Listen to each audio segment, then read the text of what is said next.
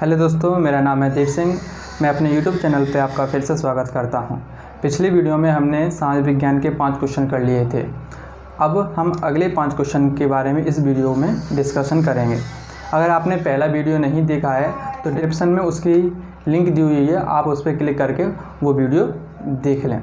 चलो हम अपनी वीडियो को शुरू करते हैं। हम इस वीडियो में मिट्टियों के बारे में पढ़ेंगे। सारी जितनी भी मिट्टी हैं उनके बारे में डिटेल से पढ़ेंगे। जो हमारा परीक्षा बोर्ड है वो हमसे क्वेश्चन पूछता है। जो हमने 6 मिट्टियाँ पढ़ी थी उन मिट्टियों को हम एक एक करके और क्वेश्चन बाई क्वेश्चन किस प्रकार क्वेश्चन पूछे जाते हैं उसी प्रकार हम इसको पढ़ेंगे। जो पहला जो क्वेश्चन बनता है कि जलोढ़ मिट्टी से क्या आशय है, इसकी विशेषताएं लिखिए तथा यहाँ कहाँ कहाँ पाई जाती है। इसी प्रकार आपसे क्वेश्चन पूछा जाएगा।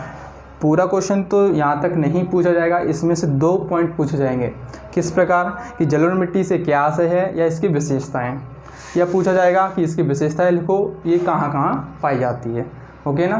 तो जलोढ़ मिट्टी, जैसा कि डेफिनेशन में लिखा है कि जलोढ़ मिट्टी को हम काप, कचारी और चीका मिट्टी भी कहते हैं।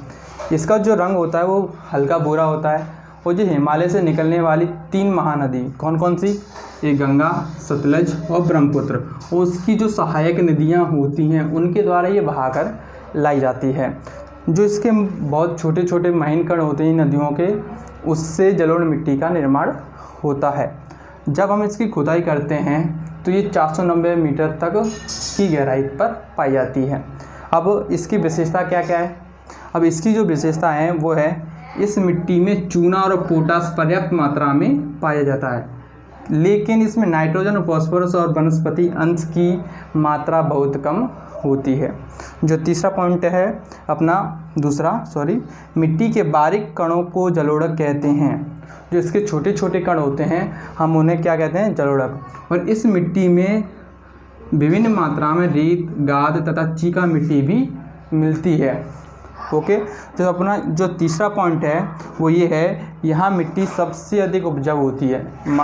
मतलब कि इसमें बहुत अच्छी फसल हो सकती है ना। जो चौथा पॉइंट है, इसमें क्या है, कुआं खोदना और जो नहरें निकालना होता है वो बहुत आसान होता है। अब ये मिट्टी कहाँ कहाँ पाई जाती है इसके बारे में हम जान लेते हैं। वो भी नक्शे के द्वारा हम इसको जानेंगे कि ये कहाँ कहाँ पाई जाती है। ओके। तो जो आपको ये वाला जो हिस्सा दिखाई दे रहा है, ये वाला, ये जलोढ़ मिट्टी का है ना। जो भारत का 40% भाग है वो इसी मिट्टी से घिरा हुआ है, यानी कि 40% भाग में ये मिट्टी पाई जाती है। और ये कहाँ कहाँ पाई जाती है, पंजाब, हरियाणा, उत्तराखंड, असम, मेघालय, उत्तरी पूर्वी राजस्थान में ये मिट्टी पाई जाती है। ओके। आपको ये मिट्टी समझ में आ गई होगी। जो अगली मिट्टी है हम उसके बारे में बात करते हैं। जो हमारी अगली मिट्टी है वो है काली मिट्टी। ओके।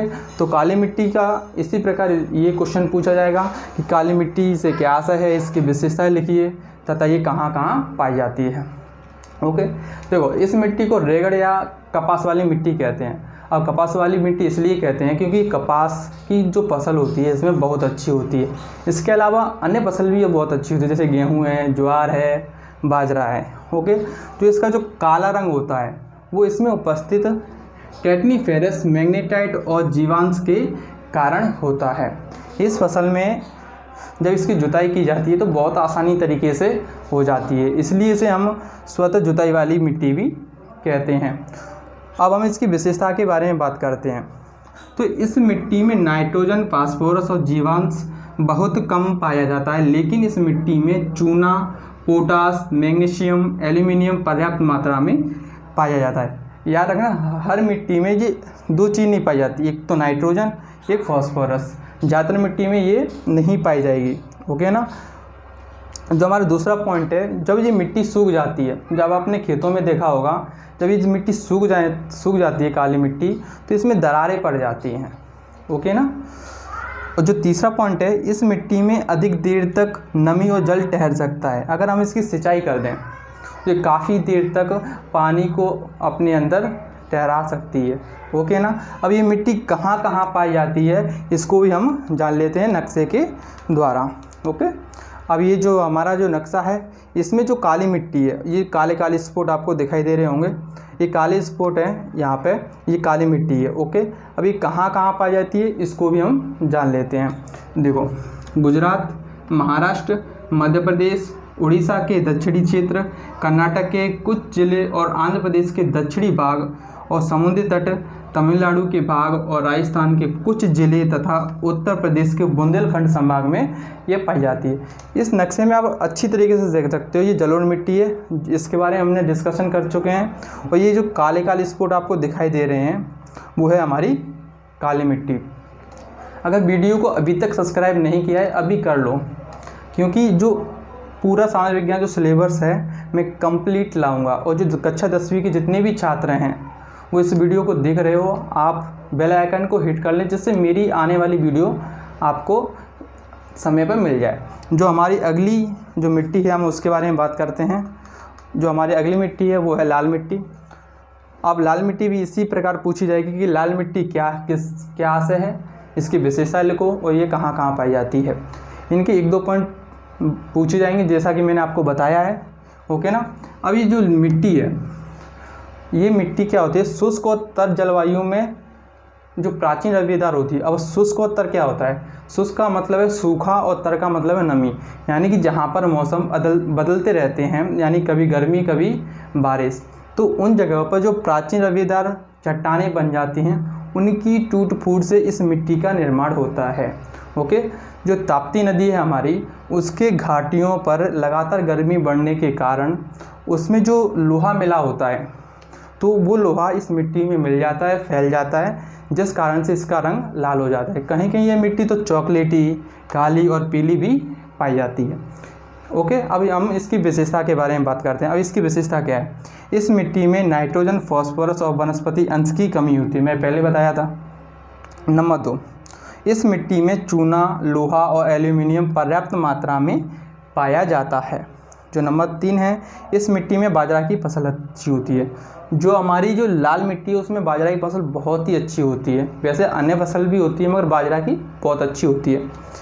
नंबर 4 है, गहरी लाल रंग की मिट्टी कपास, गेहूं, दालें और मोटे अनाज के लिए उपयुक्त मानी जाती है। अब ये कहाँ कहाँ पाई जाती है इसको हम नक्शे के द्वारा समझ लेते हैं। ओके, जो हमारा ये है नक्शा। अब देखो, इसमें जो लाल मिट्टी है, ये आपको ये क्रॉस जो निशान दिखाई दे रहे हैं वो लाल मिट्टी है। ओके, तो अब ये कहाँ कहाँ पाई जाती है, किन जिलों में पाई जाती है, किन राज्यों में पाई जाती है, उनको हम पढ़ लेते हैं। देखो, मध्य प्रदेश, छत्तीसगढ़, झारखंड, पश्चिमी बंगाल, उत्तर प्रदेश, उत्तराखंड, तमिलनाडु और मेघालय और नागालैंड।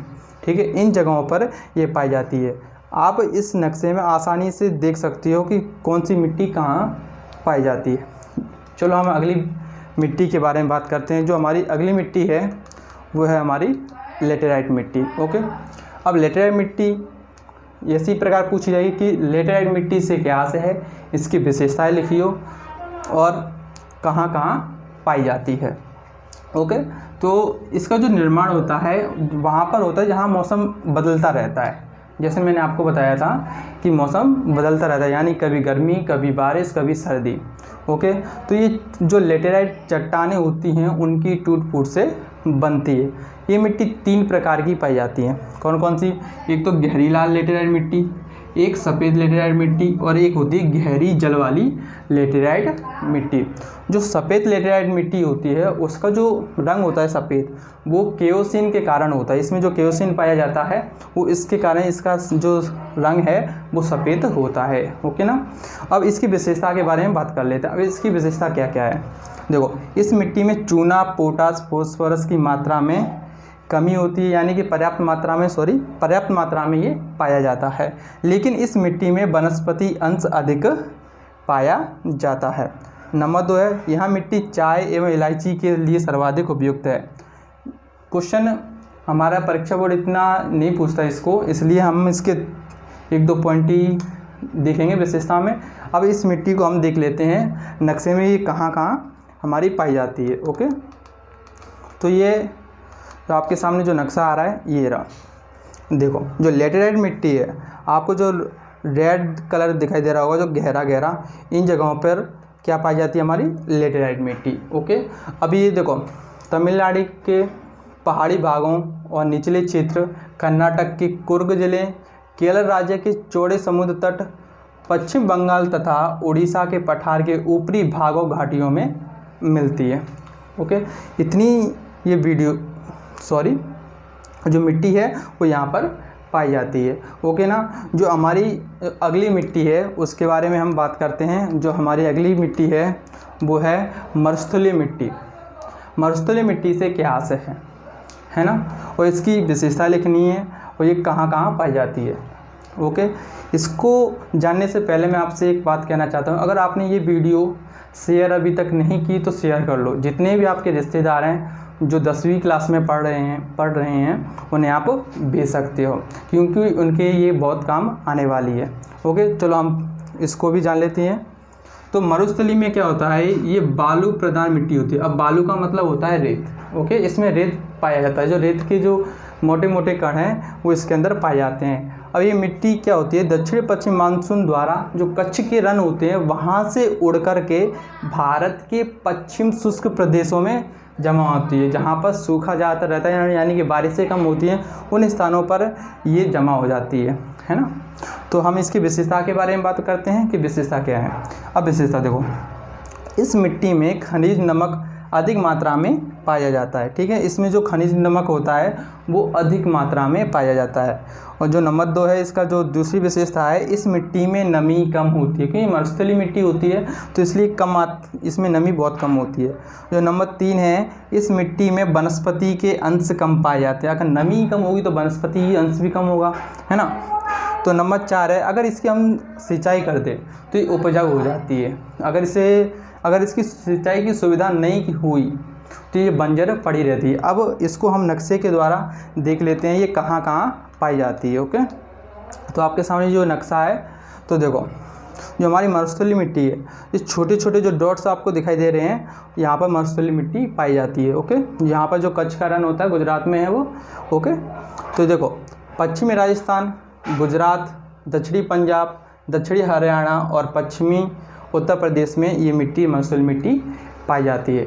आपको ये वीडियो, अगर आपको ये लेक्चर समझ में आ रहा है तो कमेंट बॉक्स में अभी कमेंट करके ज़रूर बताएं कि वीडियो आपको कैसी लग रही है। अगर वीडियो अच्छी लग रही है तो नेक्स्ट वीडियो में और भी बेहतरीन तरीके से लाऊंगा। ओके, अब हम जो अगली मिट्टी है उसके बारे में बात कर लेते हैं, वो हमारी है पर्वतीय मिट्टी। ओके, अब पर्वतीय मिट्टी की, अब देखो नाम से ही पता चला कि पर्वतीय मिट्टी। ओके ना, तो ये पर्वत पे पाई जाती है, यानी कि जो हिमालय पर्वत होता है उन श्रेणियों में ये मिट्टी पाई जाती है। अधिकांश यहाँ मिट्टी पतली, दलदली और छिद्रमयी होती है। नदियों की घाटियों और पहाड़ी ढालों पर यहाँ अधिक होती है।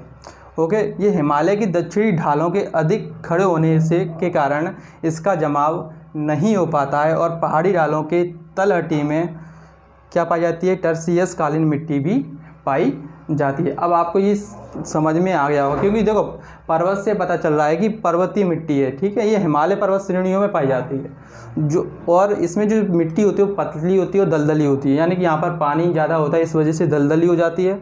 और ये मिट्टी छिद्रमयी होती है, यानी कि इसमें छोटे छोटे छेद होते हैं। अब इसकी विशेषता के बारे में बात कर लेते हैं। जो इसकी विशेषता है, मध्य हिमालय के क्षेत्र में अधिक वनस्पति अंशों वाली उपजाऊ मिट्टी मिलती है।